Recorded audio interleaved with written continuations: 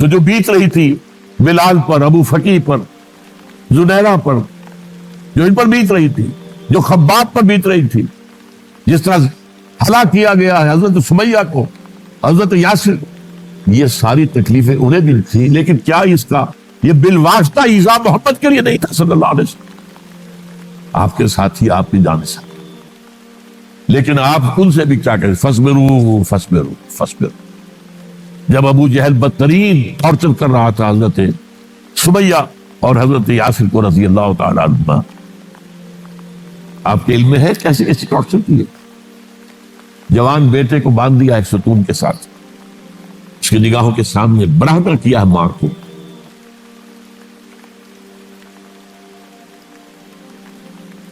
ہاتھ میں ایک مورتی ہے، جب تنگ آ گیا ستا کر تنگ کر کے مار مار کے حضرت سمیہ ٹس سے مس نہیں ہو رہی، کہتا ہے تم ایک دفعہ کہہ دو سمیہ کہ ہاں اس مورتی میں بھی کچھ ہے، میں تمہیں چھوڑ دوں۔ انہوں نے تھوک دیا، برچھا مارا ہے شرمگاہ کے اندر۔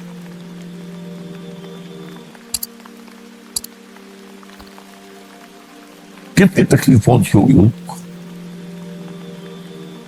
لیکن آپ گزر رہے اصبروا یا آل یاسر فإن موعدکم الجنہ، اے یاسر کے گھر والوں صبر کرو، تمہارے استقبال کی تیاریاں ہو رہی ہیں جنت۔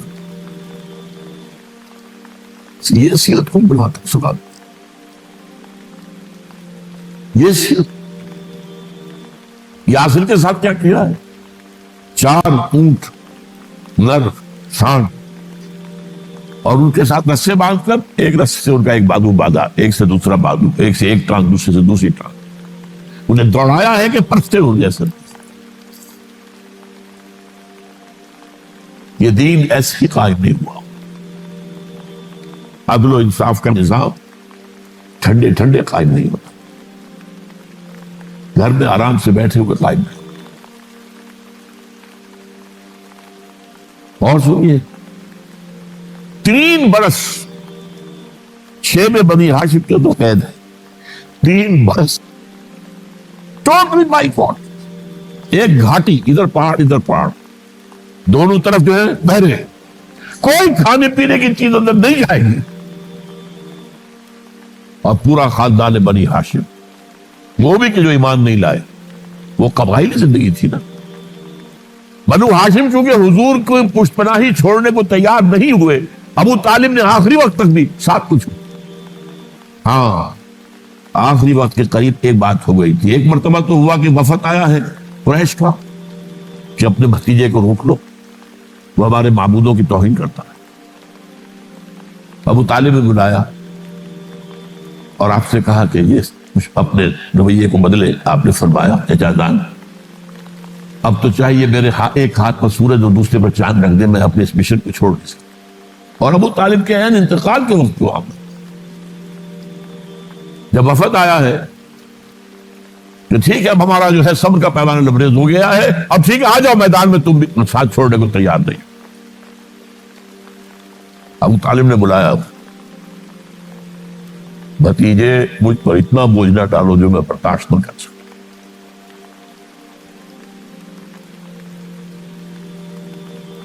حضور کی آنکھوں میں آنسو آ گئے۔ چچا جان اب تو یا یہ بات پوری ہوگی یا میں اپنے آپ کو ختم کروں، اسی میں ختم۔ 12 شیب بنی ہاشم میں 3 برس کی سال میں گزرے ہیں، ٹوٹل بائک، کوئی کھانے پینے کی۔ کچھ لوگ تھے شریف النفس، مثلاً حکیم بن حزام سے رضی اللہ تعالی اور بعد میں ایمان لے آئے، حضرت خدیجہ کے وہ رشتہ دار تھے۔ وہ پہاڑ پر چڑھ کر ایک طرف سے رات کی تاریکی میں، دونوں دروازے تو بند ہیں، پہاڑ پر چڑھ کر چوٹی سے نیچے اتر کے کوئی چیزیں کھانے پینے کی دے آئے، کوئی اور ایک آدھ ہوگا ایسا۔ یہاں تک نوبت آئی ہے کہ بنی ہاشم کے یہ پھول جیسے بچے معصوم بھوک سے بلبلا رہے ہیں اور اس کے سوا کچھ نہیں ہے کہ سوکھے چمڑے ابال کر اس کا پانی ان کے حلق میں رکھا دیا۔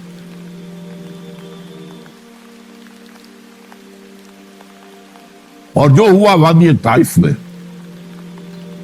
جب مکے والوں نے فیصلہ کر لیا کہ آپ قتل کر دو، ابو طالب بھی فوت ہو چکے ہیں، آپ کوئی اندیشہ نہیں، کوئی خانہ جنگی شروع نہیں ہوگی، کوئی انٹرا ٹرائبل وار نہیں ہوگی، تو آپ طائف گئے ہیں، شاید وہاں کے 3 سردار تھے بڑے، اور یہ طائف اصل میں قریشی کا سمجھیے کہ یہ ان کا گرمیوں کا یہ صحت افزا مقام تھا۔ یہ تمام جو سردار تھے مکے کے، ان کی جائیدادیں وہاں کی باغات تھے، اور وہاں کے بھی 3 سردار تھے، تو شاید ان میں سے کسی کو اللہ توفیق دے دے۔ وہاں گئے ہیں اور صرف ایک ساتھ ہے، حضرت زید بن حارثہ، حضرت ابوبکر بھی ساتھ، سائے کی طرح ساتھ رہنے والا بھی ساتھ نہیں تھا۔ وہاں جا کر جو آپ نے تینوں سے بات کی ہے، تینوں نے وہ باتیں کہی ہیں جو کلیجے کو چیر جائے، اور اس میں کیا ہو رہا ہے، اسٹریٹ ارچنز جو کہلاتے ہیں ہمارے ٹھوکرے گلیوں کے، انہیں اشارہ کر دیا ذرا ان کی خبر ہو، اب وہ پتھراؤ کر رہے ہیں۔ جیسے ہمارے ہاں کوئی آ جاتا ہے، کوئی نیم پاگل یا کوئی اور کسی طرح کا مست قسم کا آدمی، اور اس کے اوپر چھوکرے چاروں طرف ہوں اور ستا رہے ہوں، یہ نقشہ تھا، اور طائف کی گلیاں تھیں، اور محبوب رب العالمین تھے۔ ادھر سے پتھر آ رہے ہیں تو زید بن حارثہ رکاوٹ بن گئے، لیکن پیچھے سے آ رہے ہیں، وہ کیسے روکیں گے؟ پیچھے جاتے ہیں تو ادھر سے آ رہے ہیں، جسم لہو لہان ہے، خون رس رس کر زخموں سے جوتیوں میں آ کے جم گیا ہے۔ پھر وہاں سے آپ نکل کر گئے، ایک باغ میں تھوڑی سی پناہ لی ہے تھوڑی دیر کے لیے، جوتے بڑی مشکل سے اترے ہیں، خون جمع ہوا، اور وہ جو پھر دعا نکلی ہے آپ کی، وہ کلیجے کو چیر جاتے بنے، اللہم الیک اشکو ضعف قوتی وقلت حیلتی وحوانی علی الناس، اے اللہ تیری جناب میں فریاد لے کر آیا ہوں، اپنی قوت کی کمی کا، اپنے وسائل کی کمی کا، اور لوگوں میں جو رسوائی ہو رہی ہے، الی من تکلنی الی بعید یتجہمنی او الی عدو ملکت امری، مجھے کس کے حوالہ کر دیا ہے، مجھے دشمن کے حوالے کر دیا جو چاہے میرے ساتھ کر لے۔ لیکن پھر مقام عبدیت کا ظہور ہوتا ہے، ان لم یکن علی غضبک فلا ابالی، اے اللہ اگر تو ناراض نہیں ہے، مجھے اندیشہ یہ ہو گیا کہ کہیں تو ناراض تو نہیں ہو گیا، کہیں تو نے میرا ساتھ تو نہیں چھوڑ دیا، اگر تو ناراض نہیں ہے تو مجھے کوئی پرواہ نہیں، جو ہو سو سر تسلیم خامے کو مزاج یاد۔ واپس آئے ہیں تو مکے میں داخل نہیں ہو سکتے تھے، وہاں تو قتل کا فیصلہ ہو چکا۔ بہرحال یہ چند باتیں میں نے آپ کو بتائی، باقی تو یہ کہ غار ثور ہے کیسی کیسی، اور پھر غزوہ بدر سے پہلے کی رات ہے، اور وہ آپ کا زندگی کا طویل ترین سجدہ ہے، اس میں جہاں تک یہ الفاظ بھی آپ نے کہہ دیا، اللہ اگر کل یہ جو 313 یہاں جمع ہے اگر یہ ختم ہو گئے تو پھر قیامت تک تیرا نام لینے والا کوئی نہیں ہو، میں آخری رسول اور میری یہ 15 برس کی کمائی ہے۔ اس وقت کہا حضرت ابوبکر نے، وہ پیردار کی حیثیت سے کھڑے تھے، کہ حسبک حسبک، حضور بس کیجئے اس کی۔ بہرحال بدر ہے، احد ہے، زخمی ہوئے، دندان مبارک شہید ہوئے ہیں، خون اتنا بہا ہے کہ بے ہوش ہو گئے ہیں، خبر کو گئی ہے کہ آپ شہید ہو گئے، یہ سب کچھ، اور سب سے بڑھ کر حمزہ کی لاش سامنے تھی۔ کیسی لاش؟ ناک کٹی ہوئی ہے، کان کٹے ہوئے ہیں، پیٹ چاک کر کے کلیجہ چبایا ہے، کس طرح برداشت کیا ہوگا آپ؟ اپنے اوپر تاریخ کر کے دیکھیں، یہ حمزہ کون ہے؟ چچا ہے، دودھ شریک بھائی ہے، خالہ داد بھائی، ساتھ کا کھیلا ہوا ہمیولی ہے، اور اس کی لاش ہے۔ جو قلب اطہر پر بیت رہی تھی وہ مدینے میں آ کر ایک بڑا ماحول بدلا ہوا تھا، تب وہ بات سامنے آ گئی، تو مختلف گھروں سے عورتوں کے بین کرنے کی آوازیں آ رہی تھی، اس لیے کہ اس وقت تک بین کرنا حرام نہیں تھا، قرار دیا گیا تھا، ممنوع نہیں تھا۔ آوازیں سن کر حضور کی زبان مبارک سے نکل گیا، اما حمزہ تو فلا بواکی لہو، ہائے حمزہ کے لیے تو کوئی رونے والی بھی نہیں ہے، اس پر پھر صحابہ نے انصار نے اپنے ہاں کی خواتین کو حضرت صفیہ کیا وہ سگی بہن تھی وہاں انہوں نے جا کے بھی تعزیت کی بہن. غزوہ احزاب کا آپ نے سنی لیا. اسوہ رسول پر نہ کیا کیا باتیں لوگوں میں مشہور ہو گئی. وہ اسوہ کیا تھا؟ جب خندق کھودنے کا فیصلہ ہوا ہے تو خندق کھود رہی ہے, حضور بھی لگے ہوئے ہیں, بھاری بھاری پتھر اٹھا کر کندھے پر لا کر باہر پھینک رہے ہیں. پتھریلی زمین تھی, ایک پتھر کسی سے ٹوٹا نہیں تھا, تو حضور نے جو ہے 3 دفعہ جو اس کی مطلب لگائی تب ٹوٹا. لیکن یہ کہ کئی دن کے فاقے ہو چکے تھے, کھانے کو کچھ نہیں, پورا محاصر تھا, 12,000 کا لشکر گھیرے ہوئے. یہاں تک کہ آپ کو معلوم ہے کہ گھروں کے اندر بیت الخلا تو نہیں, باہر جاتے تھے, اس کا کوئی امکان نہیں.